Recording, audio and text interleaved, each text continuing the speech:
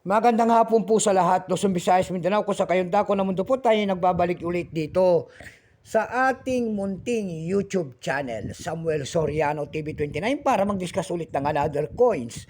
At ito po ay ating hilig, mangulikta ng barya, kaya ho tayo nandito nagsiselling ng kanilang mga halaga ang ating mga koleksyon. At isa ho tayong kolektor. Magandang hapon po sa lahat ng ating mga subscriber. Kung saan kayong panig ng mundo po, keep safe po sa lahat and God bless. Maraming salamat sa inyo lahat ng aking mga subscriber. Maraming salamat din po sa nanonood doon sa aking FB page, Samuel Soriano. Lahat po na nakapalo doon sa aking FB page, thank you so much. Yun naman po nagbibigay sa atin ng mga star dyan. Ayan, maraming salamat po sa nagbibigay ng star doon sa ating FB page, Samuel Soriano, thank you so much. Yun naman po hindi pa po nakapag-subscribe dito sa aking YouTube channel, anyayaan ko sana kayo. At malaking bagay na po sana ang inyong gagawin na tulong dito sa ating munting channel, ang pagpindot ninyo ng subscribe button, like and share para ma-update ko kayo sa mga latest ko pang gagawin mga video po. Meron na naman tayong pirang pag-uusapan guys, barya. Ito po ay barya po ng United States of America.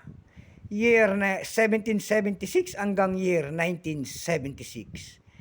Ayan. Liberty.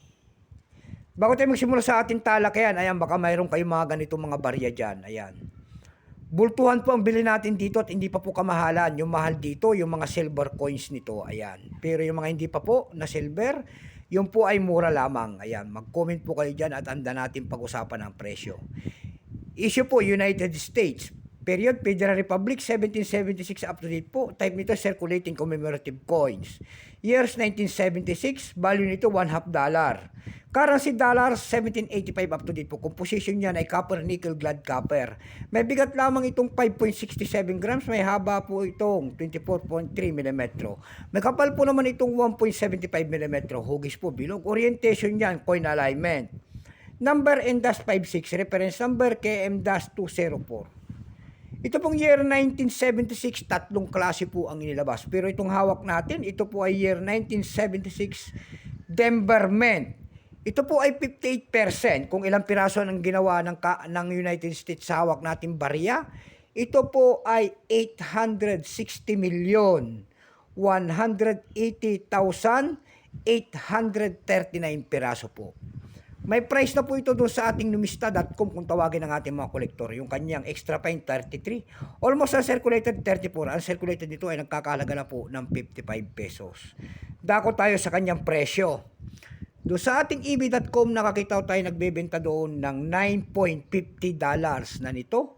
Nasundan po yan ng rare coins daw ito na nagkakahalaga po ng 1,402 pesos. Sa Carousel PH naman po tayo dumako. Sa Carousel PH na platform, may nakita tayo nagbebenta doon ng 200 pesos. Nasundan po ito ng 230 pesos. Ayan lamang po ang ating may babaging kanyang presyo sagad na. So God bless po sa lahat and take care.